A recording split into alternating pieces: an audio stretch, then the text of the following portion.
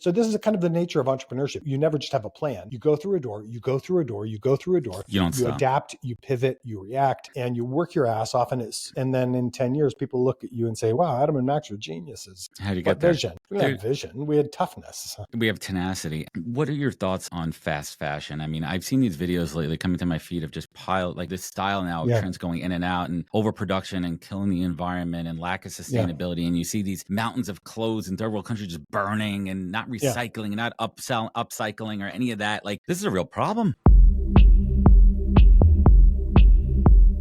Welcome to the podcast, where we introduce you to incredible humans who share their journeys with the mission to inspire you to harness your own inner tenacity to drive your life and career forward. And now, your host, Adam Posner.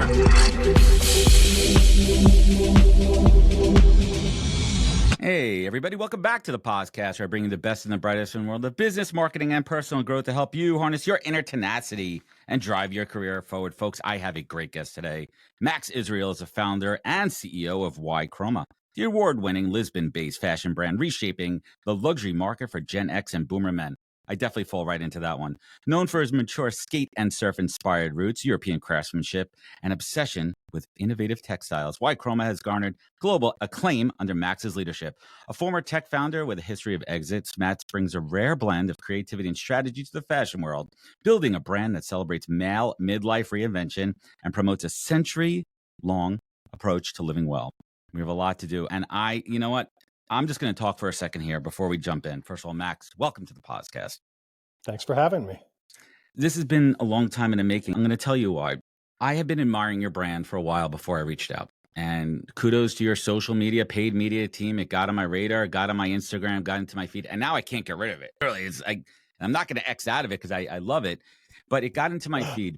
And as someone who fits right into your demographic, I'm like, look at me. I wear black. This is my uniform. This is my Steve Jobs when I'm doing interviews because I feel comfortable in it. But I do like color, but I don't know how to wear it. And I've never found something that it's either too bright, too flashy. It's too much where it's like, whoa, what's he doing over there? It's not incorporating into my lifestyle. So when I saw Ychroma, I engaged. I saw the quality of it from online as best I could because there's a lot of imitators out there. There's a lot of crap you see once you get into someone's Instagram feed. And I followed and I connected with you on LinkedIn. And I started to dig into your entrepreneurial journey. I'm like, this dude isn't just a fashion designer. He has an incredible career. And that's what we're going to get into. So excited to have you on, Max. Thanks for having me. It's a pleasure to be here. So let's hit the rewind button. And when I talk to entrepreneurs, it's also about the origin story. And I find that understanding where they came from in the early days is really critical. And if you don't mind me asking, what did your parents do for a living? That's a great question. My dad's a physician. He's retired now. He lives in Palm Springs. But my dad is a retired physician, and my mom is an artist. She's a painter and a sculptor.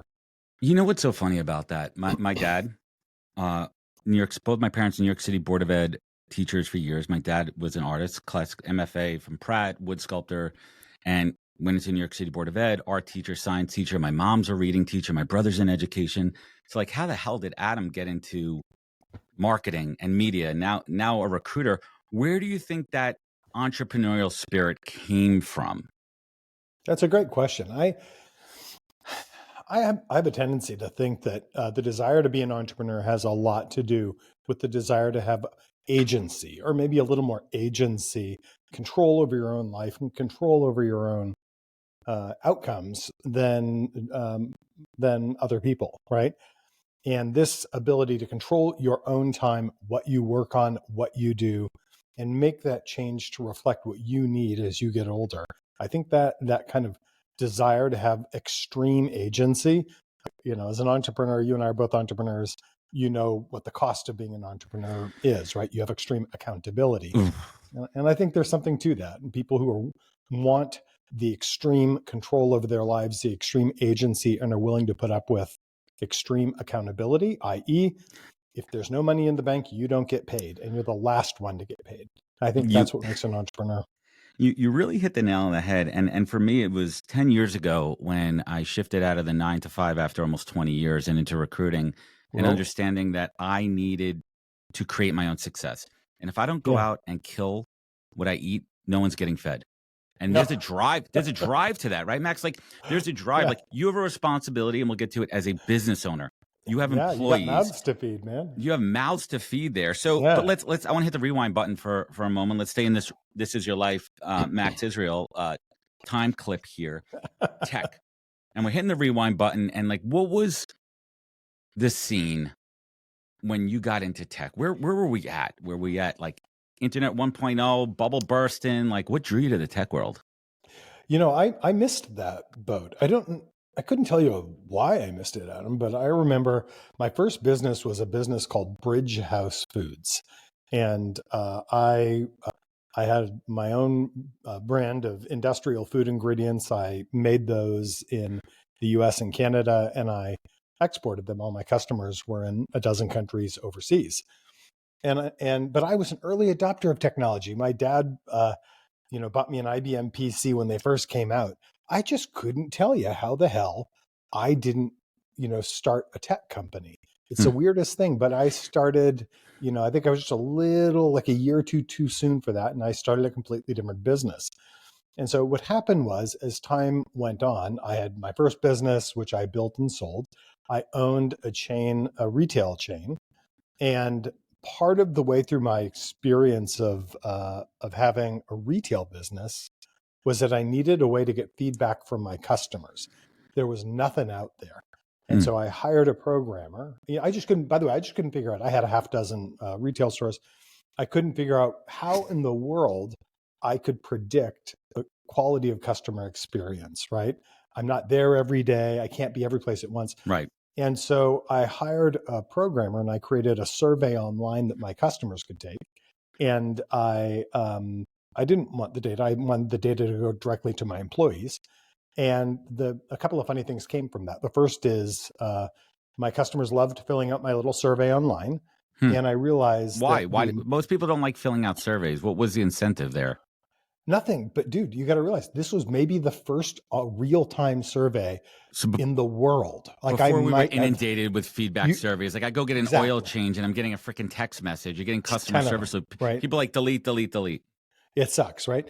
But it's funny you should say that. That's an interesting part of the story and how I ended up at Ychroma. So what happened was I hired a program. I built a survey online, and the answers went directly to my employees. And a couple of things I figured out. The first was the quality of the grades my customers gave me on my little online survey almost perfectly predicted sales.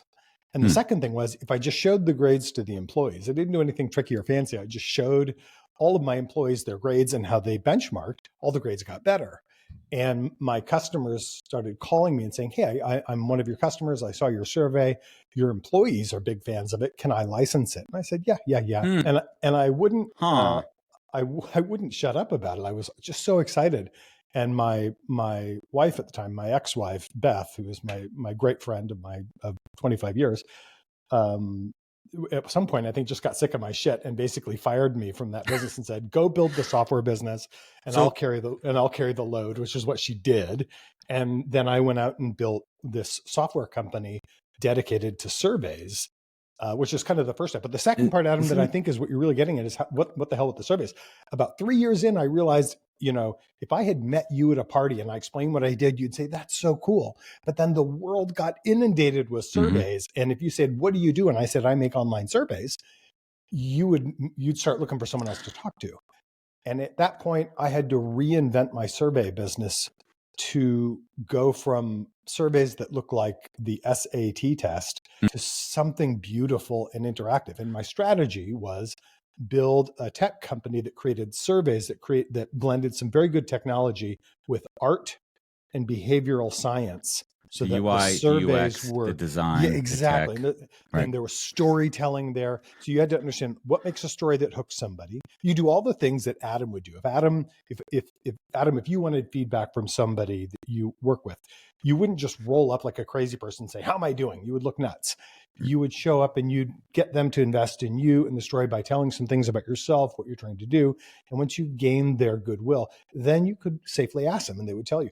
I just built some beautiful design-driven technology to do that. And at first people thought I was insane, and they thought I was insane for about 3 years. That's the process. And then a big airline, a very successful airline, licensed my software and became my biggest customer. And suddenly I wasn't crazy anymore. I was a genius. Not now you're genius. So pause there for a minute, because Yeah. I have a question. How did someone get into the industrial food industry? Like, why was that an area that you jumped into? Did you have a culinary background? Was there a white space for Oh, it? sure. And I asked this question. My first job out of school, I worked for a food service ad agency, and Yeah, that world opened up to me. Our biggest client was Mott's, and I started to understand the mixer sure. line and what went into things. And Yeah, you don't think about, like, when you're 21 years old, you never think about how the world works in restaurants, and they're not going to ShopRite to pick up a 24 ounce apple juice right, or ingredients. But right. where did that come from? I didn't mean to double Uh, back, but I'm curious. Adam, I think you as an entrepreneur and any of the entrepreneurs in your audience will identify with what I am about to say, which was I was deeply interested in international business. Hmm. And you and I are of an age where we kind of remember when international business was a thing. The kids today it's just Well, business, it's right? globalization, right? Where it's It's just business globalization. now. Just like Yeah, digital marketing is just marketing. exactly. But before the internet, when there were like fax machines, international business was hard and it was a big deal. And I became fascinated with that as an adolescent. And Hmm. so while I really wanted to be in international business. I was fascinated by that. And so when other kids were out, playing basketball and goofing off in the summer, I had an internship. I learned to Hmm. speak Japanese, and I dropped out of university my junior year because I had an amazing job opportunity in Tokyo. Hmm. And when I was 20 and 21, I lived and worked 100 hours a week at a job for a computer company in You Tokyo. paid your dues. You got in there. Fuck, hard, dude. Do you And then think I that kids came, aren't doing that anymore? I didn't mean to interrupt, but do you think, no, like, I mean, I see a lot of like the newer generation are kids out there that are busting their ass and hustling, but I just yeah, don't like. You have to put in the hard work in this instant gratification culture. yeah, It's ruined motivation, in my opinion. I didn't mean to interrupt, but it's just right. yeah. I Like, think you I'm got just something there. so you Yeah. have this fascination, right, for internet, and that's where it starts. It's a spark. Yeah. And I came back determined to start an international trading company. Hmm. I wanted to take companies from their birthplace in the US, and I wanted to get the exclusive rights and export them around the world. And along the way, I was exporting construction equipment, computer equipment, food ingredients.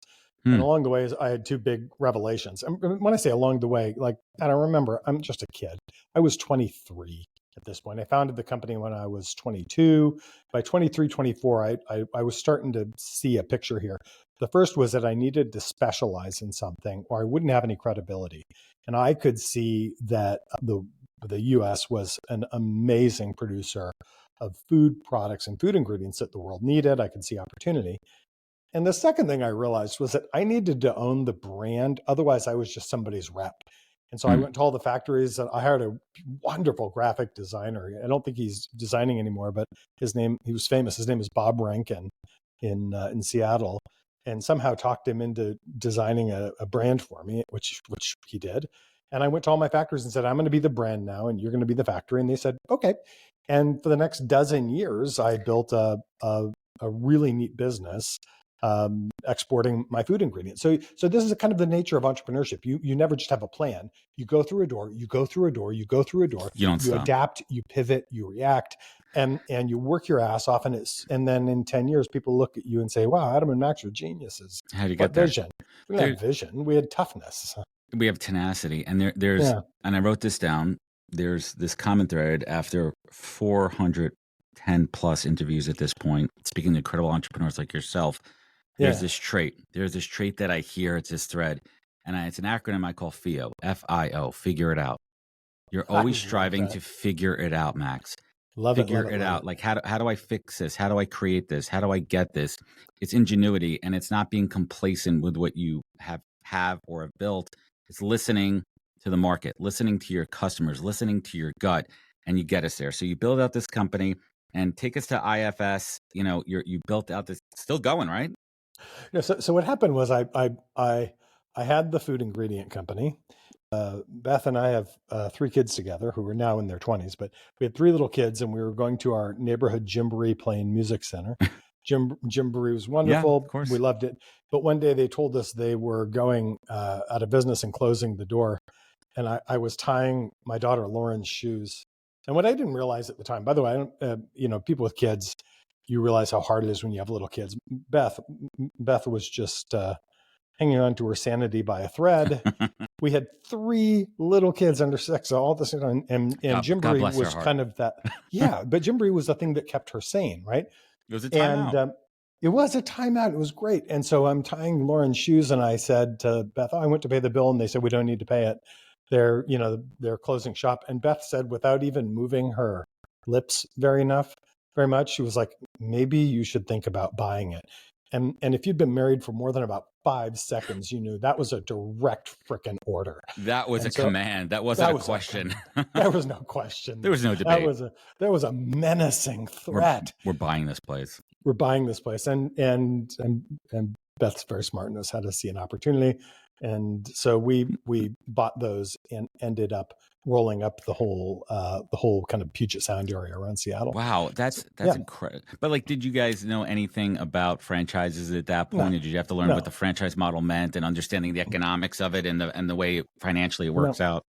We did not. What we understood was that all of the Seattle area Gymboree franchises were either out of business, going out of business, or going out of business and just didn't know it yet. But why though? Was it a market situation or was it a setup of the franchise? They just didn't make enough money. They didn't have enough customers there. They didn't. What, there's no kids in Seattle? There are lots of kids. I think they just didn't. It was a hard business to begin with. But Beth and I just closed the doors and did everything 101: marketing 101, operations 101, training 101, painted, cleaned, retrained, opened the door. I think that business had never done 50,000 a year until, for decades, for 30 years until we bought it. And then we did 50,000 in the first 90 days, or I think the first 90 days, like the first 30, 60 days. And then we just rolled. We were broke. We did this thing on chutzpah and overdraft protection, man. We didn't have any money. Welcome. Yeah. I thank you for saying that, because that makes me feel better about my Amex bill right now. Right? You just you'll pay it off one way or another. You're going to pay it off one way or another, alive or dead. I'm going to pay it off one way. You got it, brother. But it gives you the fuel. I mean, I love this story. So you have the Gymborees, and I want to wrap it up before we get to the Ychroma story. But talk about this tech company that came out of. Yeah, and so that process of running those Gymborees, we needed a way to So we had now 2 businesses at once. So just put yourself in my shoes and try and grok the insanity of this. Plus 3 kids under 6. We have the food ingredient, which is growing like crazy, and the food ingredient business. We have these Gymborees, and we're adding them.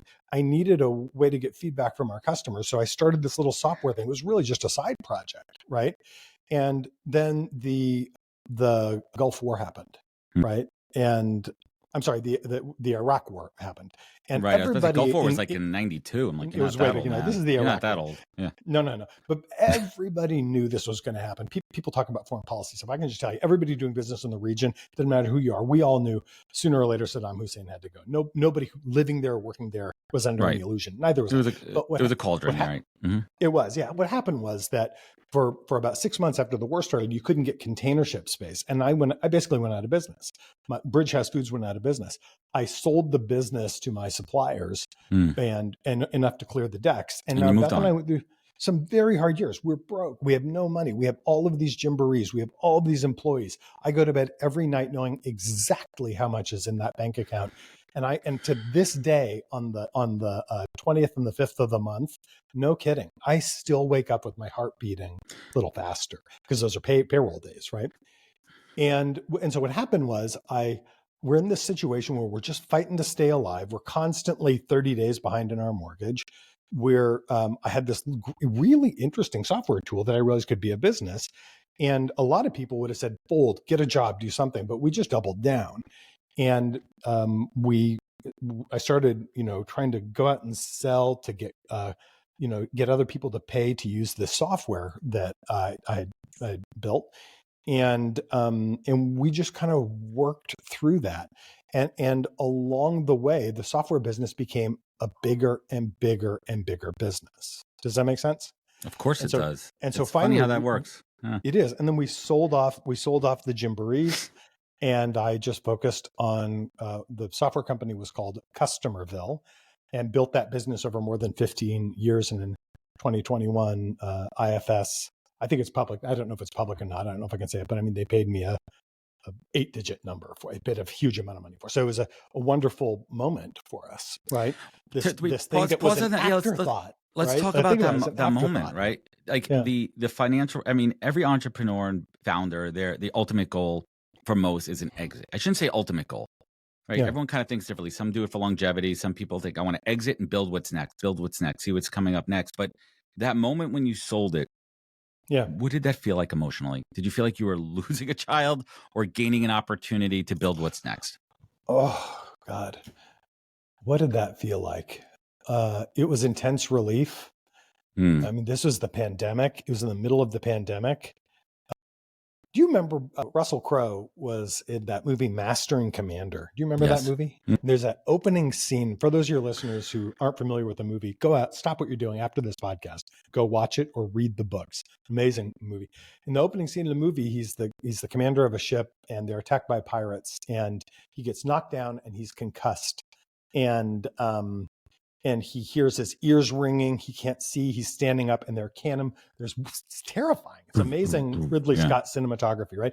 Splinters everywhere, people bleeding, people screaming, and he's got to stand up in command. And he just does it. Even though he can't hear and he can't see, he's on autopilot. I think that's how I felt. I would love to tell you that it was a moment of joy and rejoice. I think it was, but it was... tough. But now it was brutal. But now your deck is cleared, but your bank account is fat. Yeah. Well, yeah, but I mean, like a lot of, I know many entrepreneurs. I worked for IFS for a year because that was a deal.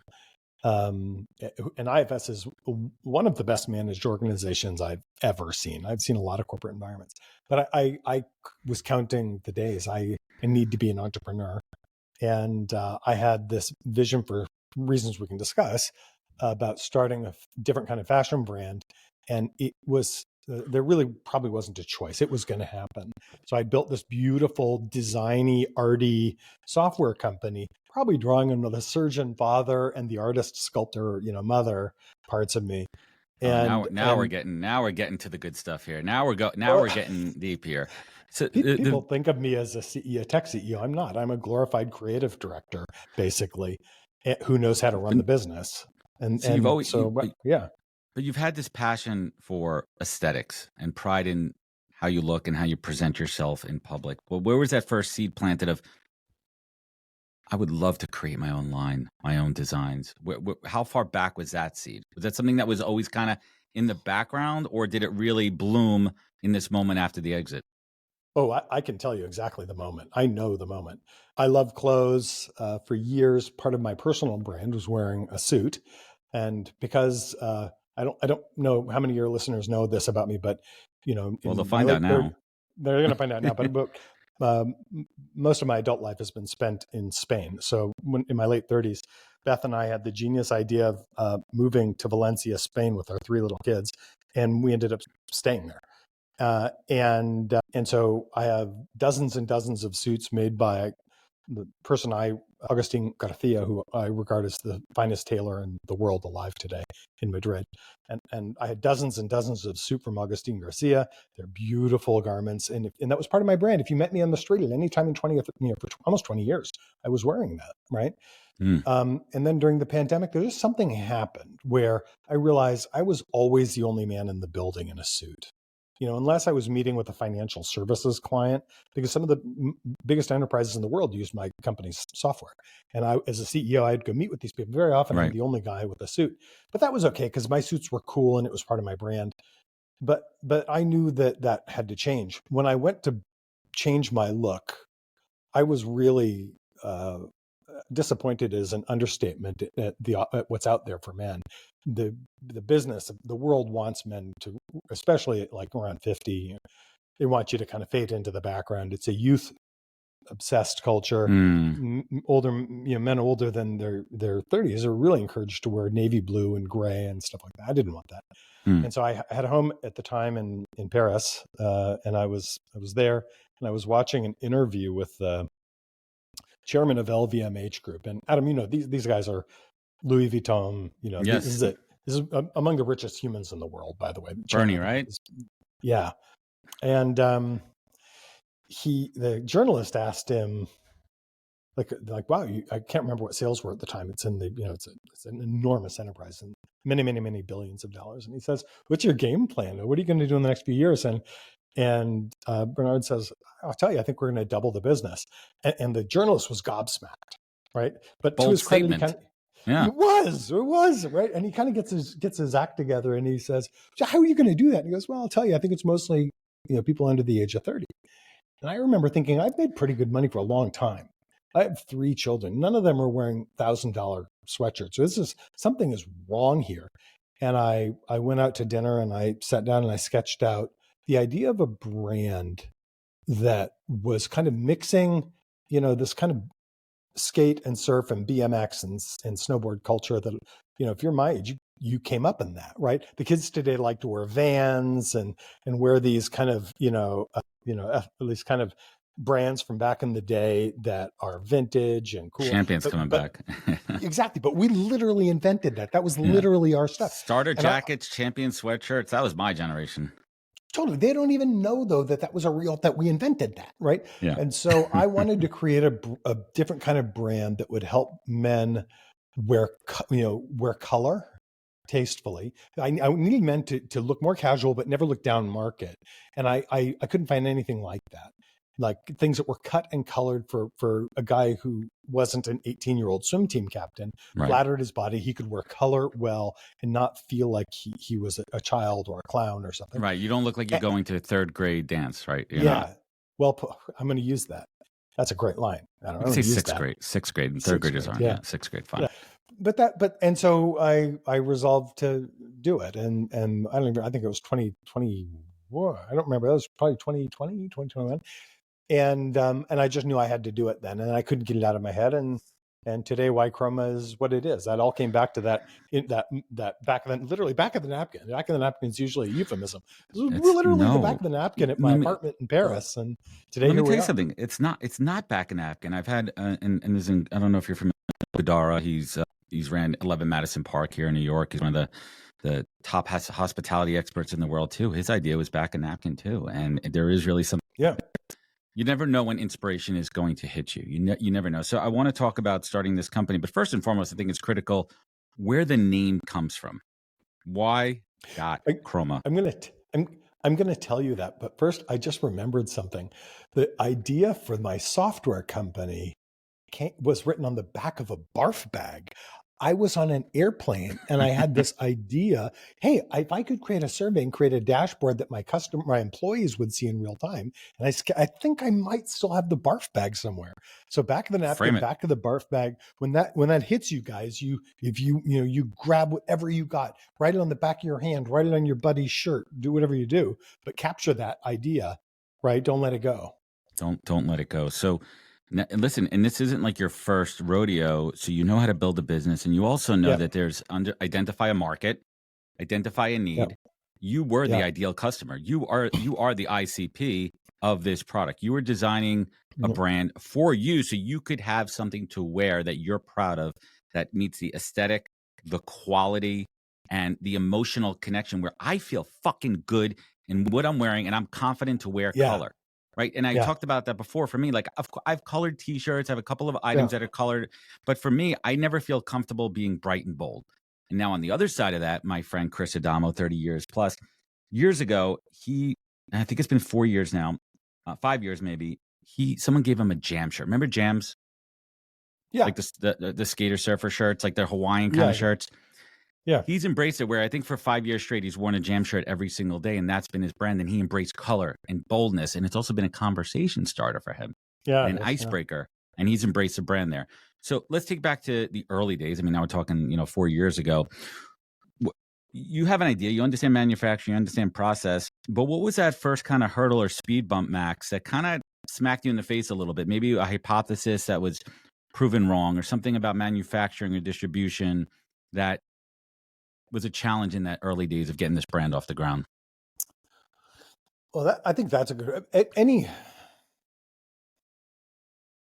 any entrepreneur will tell you, like, people want you and society wants you to stay in your lane. And so the fashion industry is not a particularly welcoming industry. It's actually a pretty dysfunctional industry, if I'm being honest with you. But I was already pretty much immune to that, having, told everybody in my life, I'm going to move to Japan. And they thought I was nuts. But then I did it. I'm going to start a business at 22, and we're going to sell cake mix, industrial cake mix in Saudi Arabia, even though my name is Israel. Everybody told me I was insane, but I just did it. And so at this point, I kind of know now, if I say I'm going to do something and people say I'm crazy, that usually means it's a good idea. So the first thing that hit me in the face was just people saying, you know nothing about fashion. We expect fashion, people who start successful fashion brands are 25-year-olds or something. And what makes you think you can do that? And I'm seasoned enough to no longer get my back up when somebody says, what makes you think you can do that? No, I just like, oh, those poor guys. They don't understand. And society wants you to stay in your lane. Adam works in corporate America. You're going to start something. Adam works in, Right. works in the placement business and the HR sector. What makes him think he can be a successful podcaster? And I know something about your business. Your audience may not know. You're a very successful podcast. You have very good sponsors and all those things. So what makes you think you can do that? Nothing, right? It's all in here. Yeah, it's all in here. So I think we definitely have something to that. That was the first thing that hit me in the face, but I was ready for it and I hit back. It's as simple as that. So when you're for anybody out there, like where does the mind start? Is it a single piece? Is it a collection? Is it a mood board aesthetic? Like where do you go to start and to proof of concept and proof of, like, you're not going out there creating 30 pieces out of the gate, right? That's not what you do. Yeah. No, I had a general sense. If you want something to look right, it should reflect what the culture was when somebody was young, when they were in their teens and 20s. And so I knew that it was possible to up level kind of skate and surf clothing that we grew up in into something using couture fabrics and to make it work. And so I started by creating a mood board. Yeah. And then the next thing, and any entrepreneur, in your audience will know this. So you go through the phase of research. I hired a researcher. I started digging into the numbers to understand my market, to see how many guys like me are there out there. And then hiring consultants, reading books, watching YouTube channels, the authors and YouTube channels that made sense to me about people in the fashion business. I called them and I hired them as consultants. And so, but I'd done, for the first year, I did nothing but get smart and speed date. You kiss a lot of frogs. Some of these people, you have a great coffee, great meeting. It's not the right one.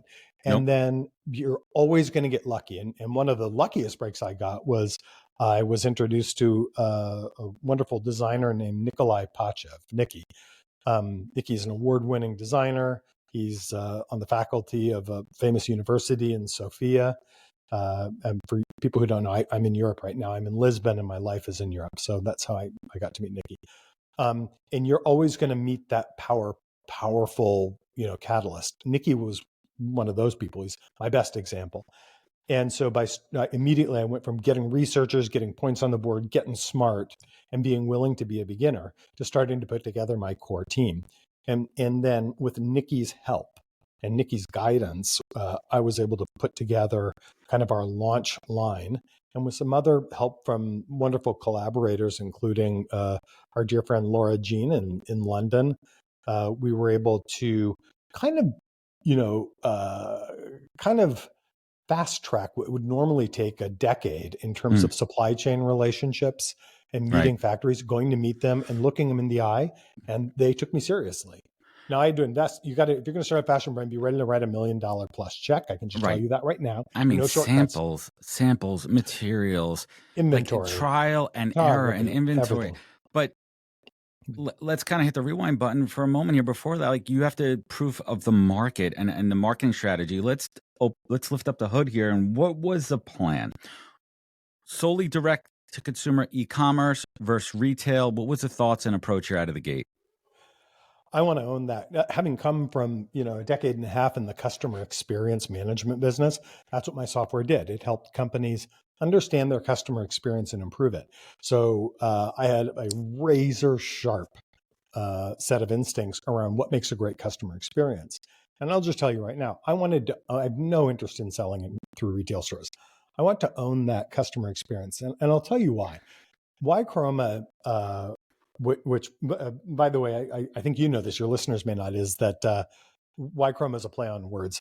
The Y.chroma is kind of a play on words referring to the male Y chromosome. As biological males, we have both a Y and an X chromosome, but chroma is also chromatic. Color. And so it was a play on words for my desire to bring color to how men dress. And it's almost like why color? Why? Here, like here's the That's answer. right. It could be a question, There's right? Yeah. many different ways to interpret it. It works, and it's catchy and it's short. It's catchy. That's It's right. short. It flows.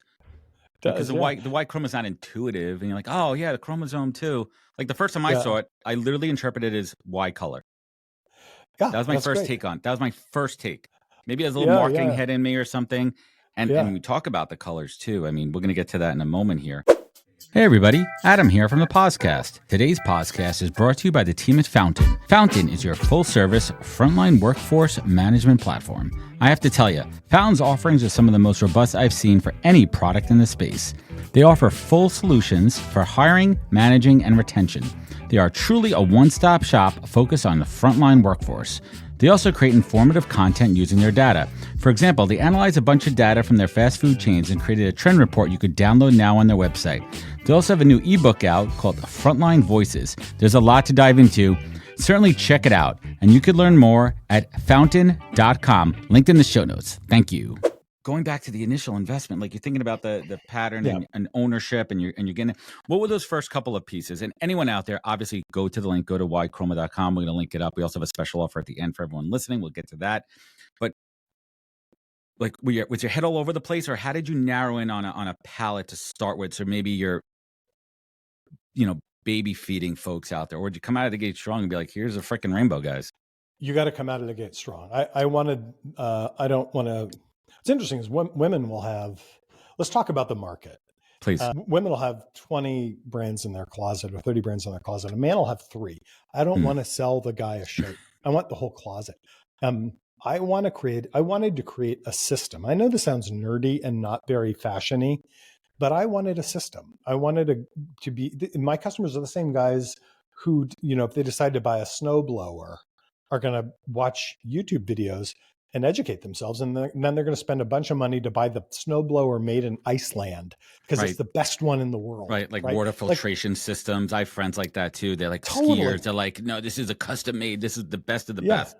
Yeah, look at you, dude. You're sitting around $25,000 worth of equipment just on the screen right now. You got smart, a little less than that, but I went for the top of the line. But it took me a while to get here to know that why the quality is important. Yes, right. But that's a journey too. The quality is, not everyone's born with quality, but when you understand what the investment is from a long-term perspective, and especially with clothing, like I think about those staple pieces in my closet, my few Barbados pieces I have in there that I spent money on, my couple of nice suits that I have, they're staples.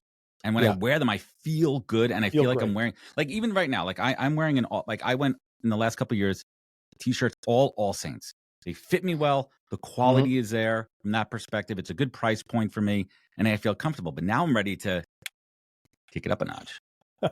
I'll take you up a notch on that. You just wait. When you wear one of our I think we got famous for our t-shirts. That's one of the things we realize is that the editors of the fashion, they do the fashion review. Our website has all these logos, and people go, how the hell does a new brand get, a dozen, companies to give Editors' Choice Awards? I'll tell you a secret. The editors of all these guys are 50-year-old dudes like me. Yep. And so when they got the clothes designed for their body, of course they gave us the award.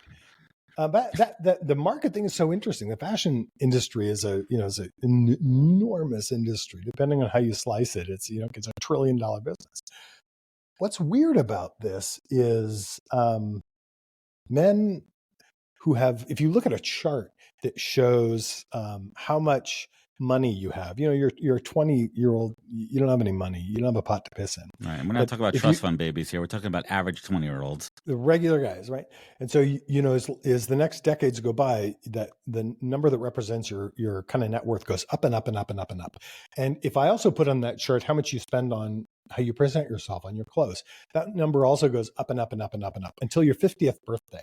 And then your wealth continues to go up, but the amount that you spend on clothes drops off a cliff. And the fashion industry will have you believe that's because at a certain point, you don't care how you look.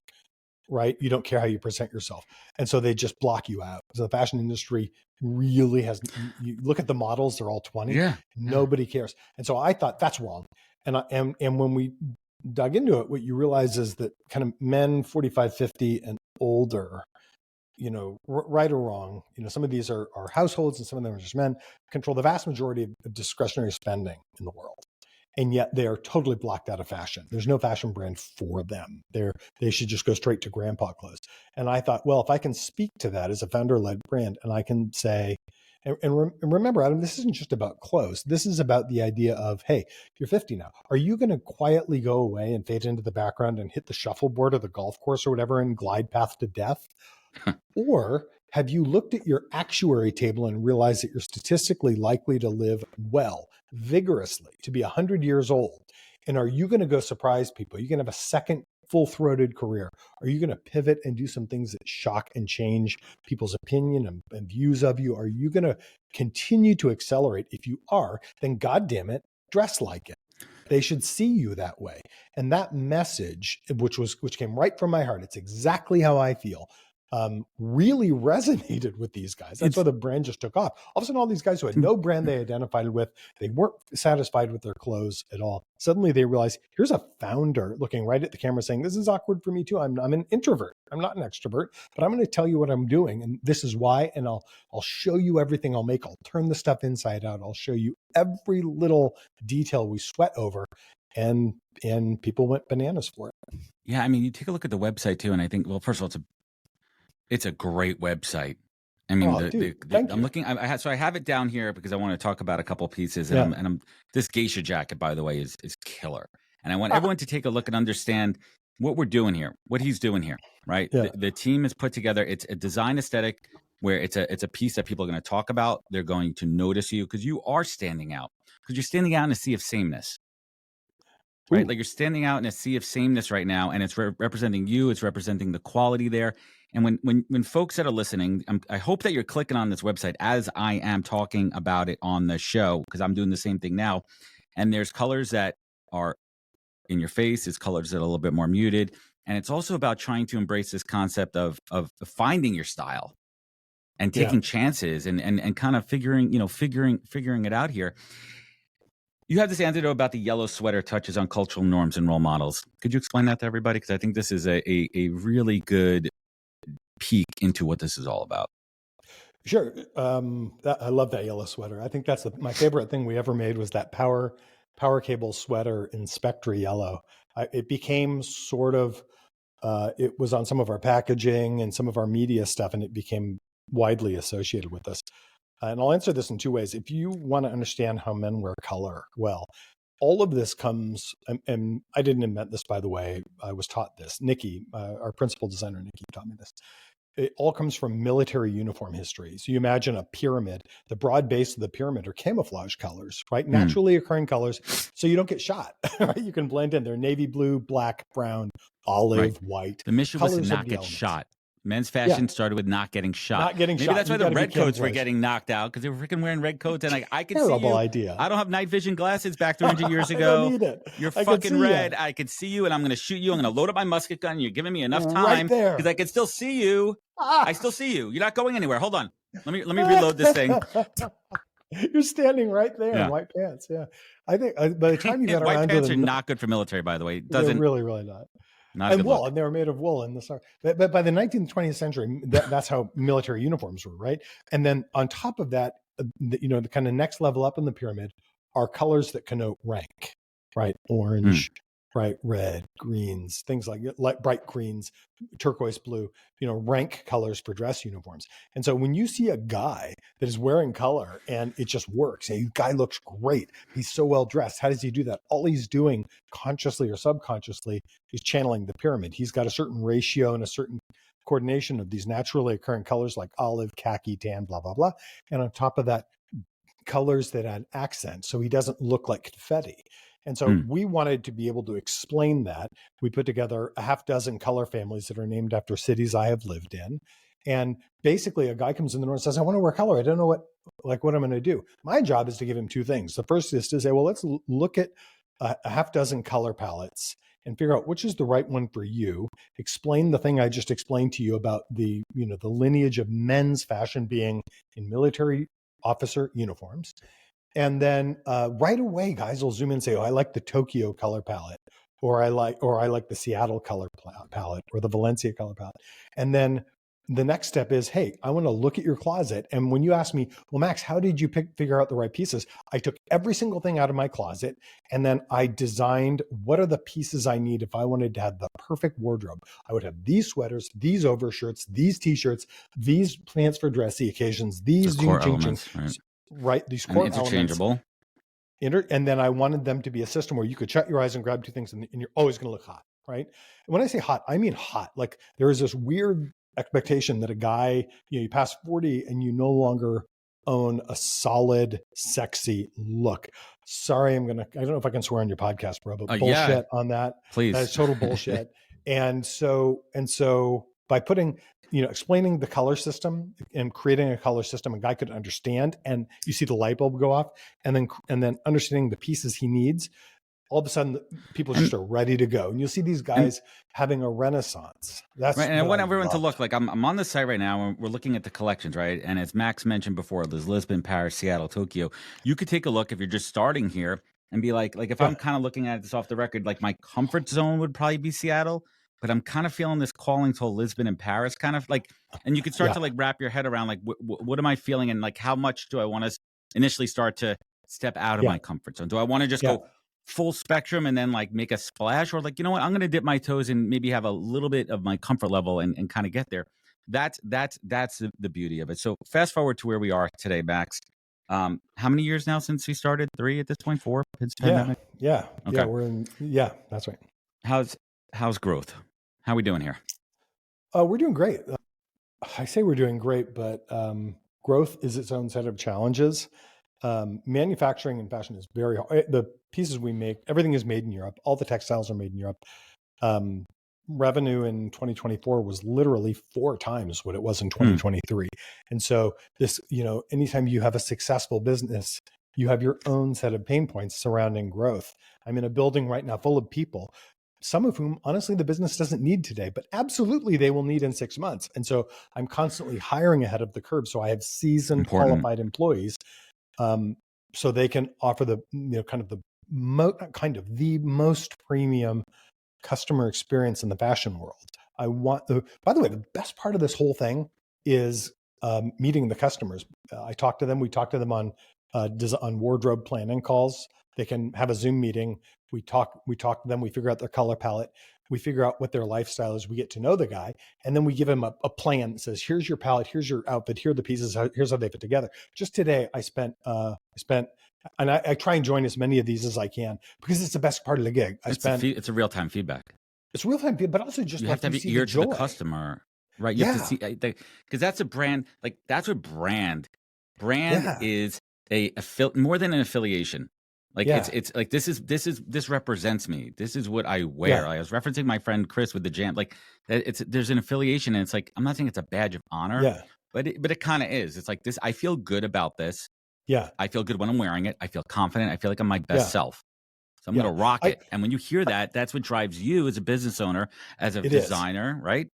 It is, but not just that. What I want them to feel. Like a fashion brand, people who are not in the fashion industry, it's common to refer to a fashion brand as a fashion house. Right. The house of Ychroma is here for that generation. I love the clothes, but clothes are a bridge. This is part of my personal going from being a tech guy to someone deeply immersed in something deeply artistic. And after 25 years, Beth and I parted ways, and right around the time of the pandemic, right before the pandemic. So I'm reinventing my your personal relationship life. I'm reinventing my where I live. I moved from Valencia to Lisbon. I'm reinventing my career. This process of reinvention is awkward, painful, and blissfully beautiful and necessary. And so the clothes are just a bridge. They say what you wear says a lot to the world about who you are. It helps them see you, but it helps you see yourself, right? And so what I care about is the fact that I have this kind of brotherhood now, and it's not the biggest company in the world. It's probably only about, I don't even think there's 20,000 people, right? probably a couple thousand diehard customers. Hmm. So we're still a small business in that sense. But if you could put these guys in a room, every one of them didn't just be like, oh, I found a brand. I feel like I'm part of a club. It's not like that, dude. It's like they feel like these people understand me. They all went through that painful moment of feeling I have this dull ache that says something's wrong. And I need to go address that. And that means I need to reinvent myself because I realized, as you mentioned earlier, I'm going to live for 100 years. What am I going to do if your first 20 years doesn't count? You're a kid, right? And then the next 20 years, you're raising kids, you're figuring out how to make money, you're doing all that. We got raised to believe that this is the point where you make some money and now you retire in golf. And that's just bullshit. No. If life is a 3-act play, 50 means you have finished the first act. And you better have a plan, a vigorous, serious plan for how you're going to have a full next 2 acts. And what I love about the House of Ychroma and this feeling you get from our customers, every single one of them, is this feeling like they are fired up they feel like for the first time, fired up to go do those next 2 acts with style. And that means something to me. That is marketing 101 right there. Creating that emotional connection to a brand where it's more than something you wear. It's something that makes you feel a certain way and take action. I love it, man. Like and you hit the nail on the head there. Like I think I'm in like the middle of my second act right now. Lots of good, bad, ugly, You're but a growth. kid. You're 46. What are you, 46? Turning 46, and this show will be out after I just turned 46, coming out mid-March here. But I want challenging your challenging your podcast math. Your first 20 years, you were just a kid, and then you were just figuring life out, right? Still so a schmuck. 46. Yeah. You are. you are if you're God Hot willing, yes. you don't have any dicey DNA in there, right? But look yourself up on an actuary table, right? You are statistically quite likely, you take good care of yourself, you're likely to live to be 100 years old. Look at the math. You are not partway through the second act. You are wrapping the first act. People don't even, this is the pre-game show for Adam. Adam Posner is going to do thing. The second act is where we see what you really are.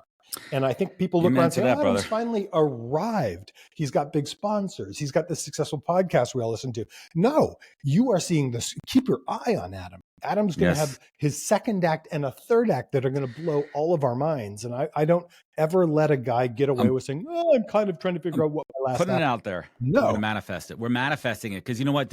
My tagline is make shit happen. Yeah. If I feel something, I make shit happen. I wanted Max on the podcast. I love his brand. I'm getting him on and we're doing this and we're building rapport because I'm making shit happen. There's a brand I like that the next time you see me on stage in Vegas in March, I'm going to be rocking my Ychroma. And I'm like, hey, check out this podcast that came out 2 weeks ago. And this is what it looks like here. Because that's how things happen. Wait, I want to dig in here. It is. Yeah. You describe primary competition as, quote, inaction. I'm literally reading the question here and I never do this. How do you, this is podcasting 101, never read the question, but I love this question here. So I can do whatever the fuck I want. It's my show. It's like, right.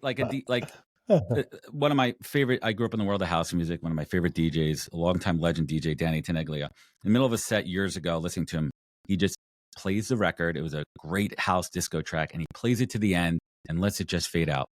And he doesn't mix in the next record. And he stops and goes, you know what? I could do whatever the hell I want. And I want you to enjoy that record for what it is and hear it to the end because that's the composition there. But you did, I just went off on a tangent there. You describe primary competition as inaction. How do you approach marketing or messaging to inspire action among men who may feel stuck or apathetic? I don't market. Honestly, people ask, the number one question I get asked, because I answer, I respond directly to, the comments I get on social media. People ask, who's your agency? Who writes your copy? I don't do any of that, man. I think you know me well enough just in these discussions to know that I don't, I just let her rip. This is me. And so from my point of view, I just point the camera, they point the camera at me and I just let her rip and I never pull any punches. And so the downside to that is there's a huge amount of hate on the internet. If you could see, I think if you don't have haters, you're not doing it. Haters. Right. Like haters mean people are watching and listening. And I've been learning that lately. They write shit in the comments and they say, like I don't have earrings on today, but I like earrings. So why would we take fashion advice from somebody wearing a pink sweater? Or you look gay. You look, I mean, those are just ill-informed people. Idiots. like, Bigots. yeah, bigots. And I was like, wow, they still make people like that who say shit like Oh that? yeah. Well, Come you on, spend too right? much time in Europe. Come back to the States here. You'll see what's happening over here. You're Yeah. So I think, you're doing all right over there, man. so I just, Not that there's no heat in Europe, but plenty. Yeah. but you punch right through that. You just keep focused on your message, and my message comes from the heart. I'm not going to back Love it. down on that, and people respond to it.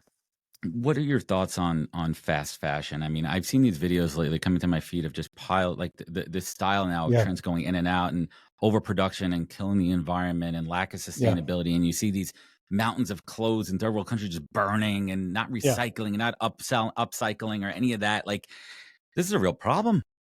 It is. Yeah.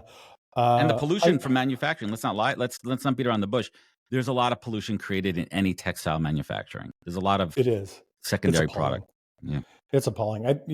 We, for those who are interested in this, scroll all the way down to the bottom of the website, and there's a video we made on this.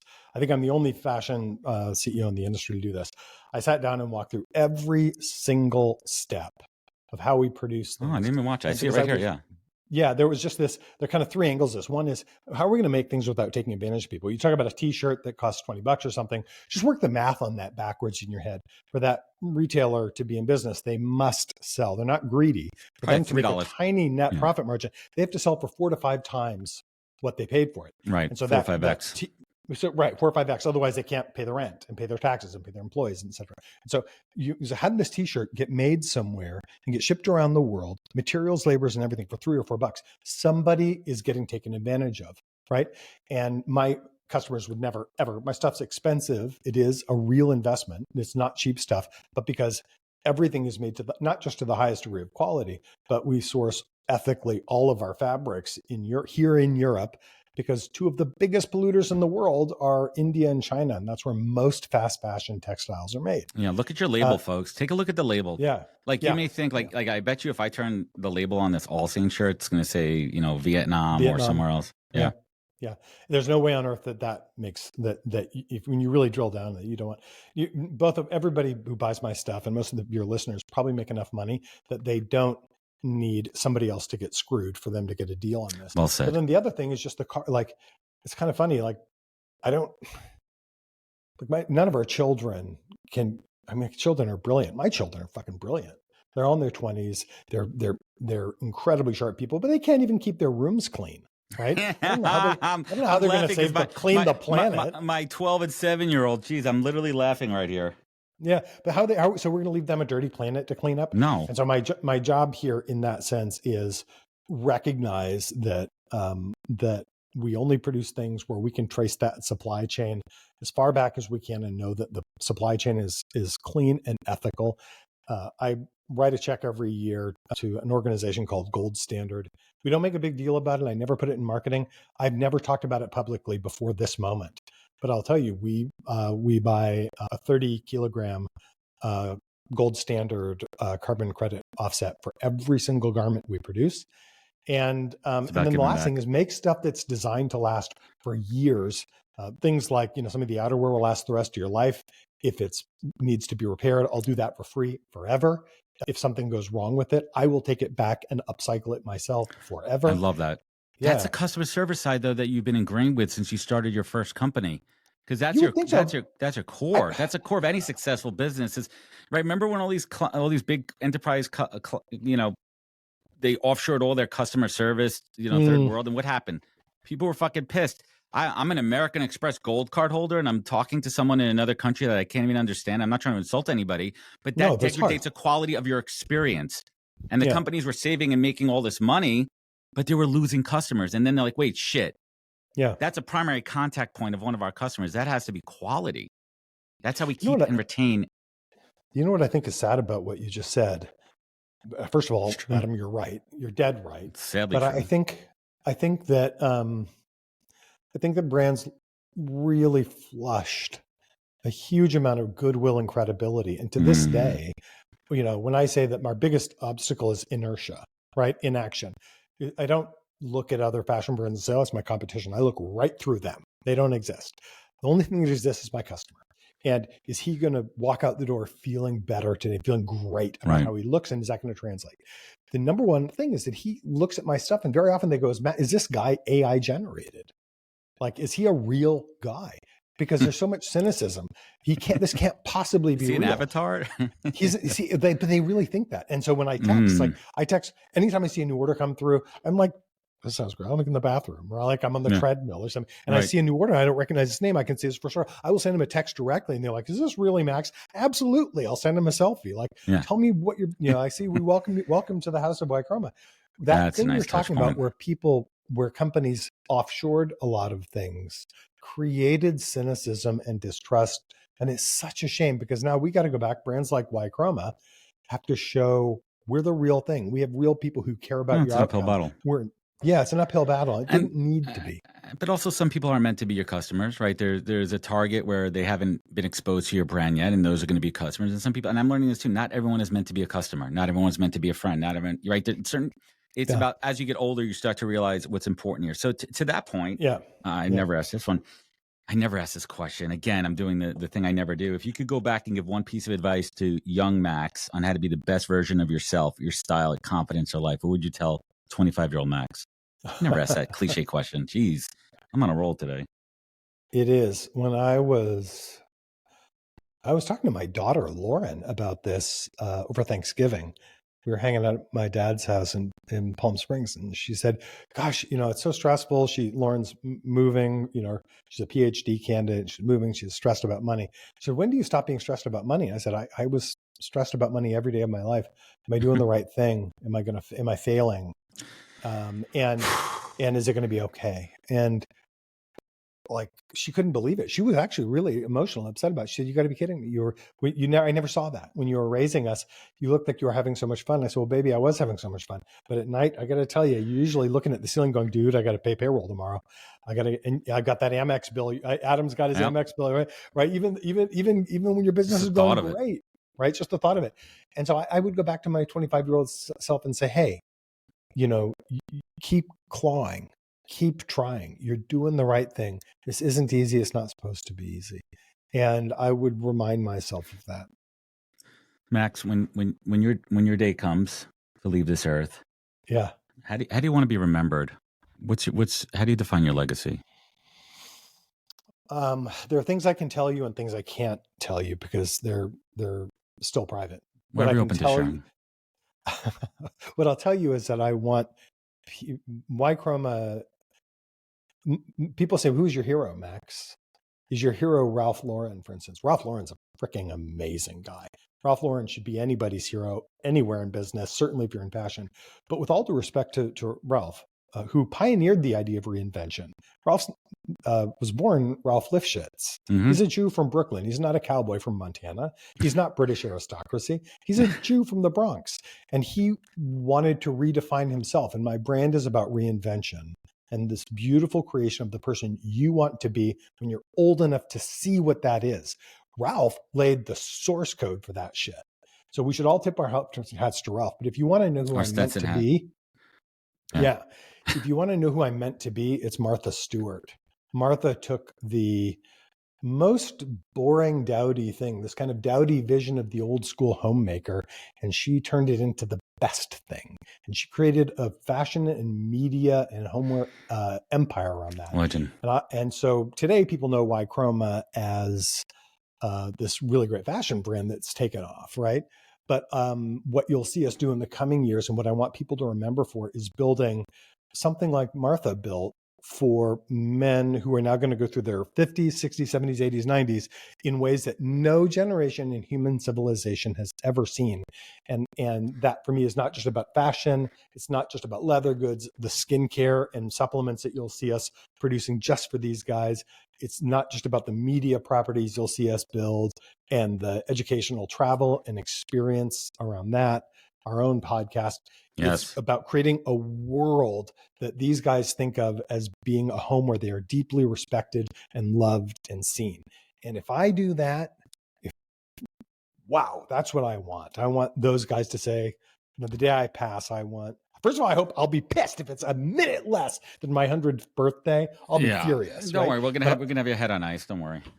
Ted Williams style. Don't worry. Yeah, that's right. You'll put me in cryo, but I want guys to think, Colorful I want cryo. them to think, hey, he built this place for us, and that's what I hope. And there's another side to my life I'll talk to you in a couple of years about that people don't know, but there's another creative endeavor I also want people to remember.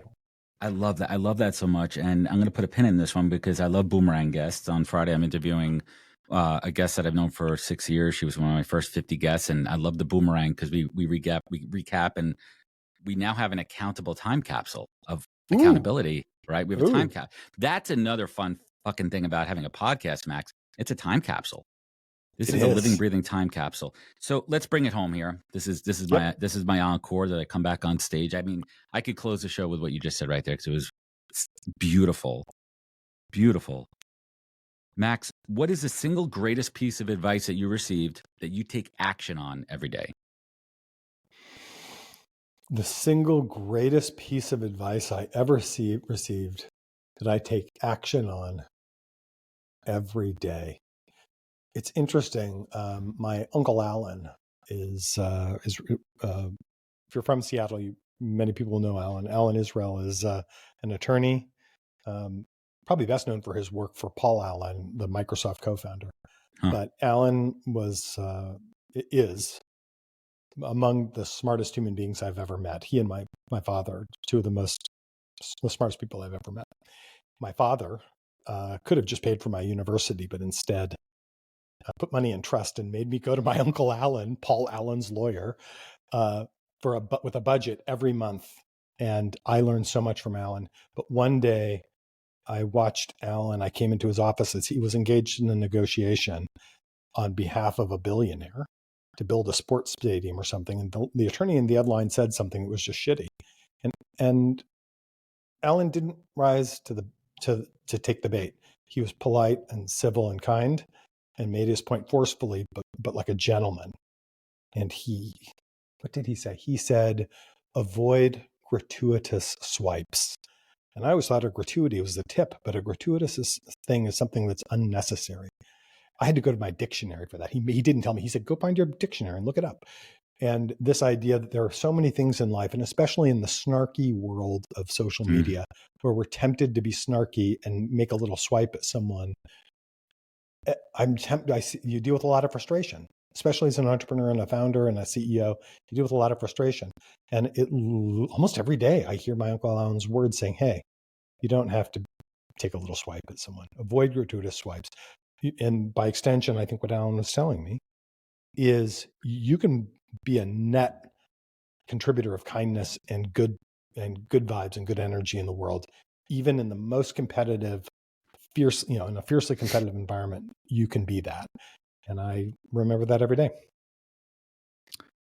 Avoid gratuitous swipes, folks. Sage advice, especially in this world of political divide here in the States, where people are riled up, and it's a cauldron. It's a powder keg of emotion, and they're trying to divide us apart. That's their goal, is to divide us, and we need to come together here. Max, last but not least, by all textbook definitions, you have reached multiple levels of success in your life. And some people early on, they define success by money, but I've learned that money is not what defines success. Max Israel, at this point of your life, how do you define success? The ability to do exactly what I want to do, even though those things are hard, but the ability to put my time and energy into things that fulfill me. I'm not accountable to a transactional job. And you yourself made this decision many years ago. You went from a transactional job to a place where you accept responsibility for the consequences of being an entrepreneur, but you have you have success. You wake up every day and you say, this is the creative vision I have, and I'm going to go execute it. Or and I'm going to change that, and I'm going to evolve that. But those come from you, and that's a privilege. For me, the biggest hallmark of wealth, the biggest hallmark of success is the ability to follow that instinct and follow that vision and not have to stop and report back to anybody else. Bonus question. What's on the, it's a bonus round. What's on the horizon? What's next for Max? What's next for Ychroma? You kind of alluded to the extension, the brand extension, but let's go a little bit deeper there. What's next? What are you working on yourself? I'll give you a two-part answer on that. I love language stuff, so I need to improve my Portuguese. Over the years, I've been... Obrigado. That's all I know. There you go. I've been blessed to learn Spanish and French, living here in Europe. And just from a practical point of view, my Portuguese is good, not great. But what do I want people to see over the next 5 years? I want people to watch Ychroma blossom and come to see it as more than just this great fashion brand, but something that is special and that really celebrates the incredible thing that a man's life can be from 50 to 100 years old in ways that nobody does. And when we talked before about kind of heroes and the kind of color logic behind Ychroma, I think I forgot part of the answer. Part of the answer was Steve McQueen. People look at Steve McQueen or somebody like him, right, as a kind of hero. And I think there's something to that, right? What is it that makes our heroes, and how can we help our guys become their own heroes? And so 5 years from now, what I want people to see is that Ychroma becomes, lives up to its potential of really being a full-throated lifestyle brand. As for the other surprise, I'll have to boomerang back to you in 24 months. Yes, and there's a teaser. I think people will not believe what I show them. And it has nothing to do with it. It is tangent, is kind of related to Ychroma. You could say it has a kind of association with Ychroma. And there's your teaser, everybody. You're gonna see have you all to come in 24 back. months. We'll be back. See you all in 24 months. Well, I want to thank Max for joining us today. If you're curious about what a brand totally focused on men over 40 looks like, check out Ychroma.com. And Max and his team was generous enough to offer a discount code, 20% off your first purchase. To podcast listeners, you're gonna have to click on the link in the show notes to get it. Not just dropping that link on the audio. No one reads a freaking URL. You're gonna have to click in the show notes. I want everyone, please, my audience, check this shit out. It's fucking dope. It's awesome, especially for anyone who's in my demographic who's looking for something. And everyone listening, if this show meant something to you, leave a review. Rating it goes a long way. If you want more information, hit me up on email, adam@nhptalentgroup.com. Follow us on Instagram @nhptalent. You know where to find out more at thepodcast.com. Remember, be good to yourself, be better to others, and catch us next week for another great episode of the podcast. That's how we do it, folks. Wisdom is forever, but for us, it's time to go. Thank you for joining us. Luckily, we'll be back with our next episode soon, jam-packed with more incredible humans. Thank you for listening, subscribing, and sharing. To join the conversation, search the podcast on LinkedIn. And to catch up on past episodes and more info, please visit www.thepodcast.com.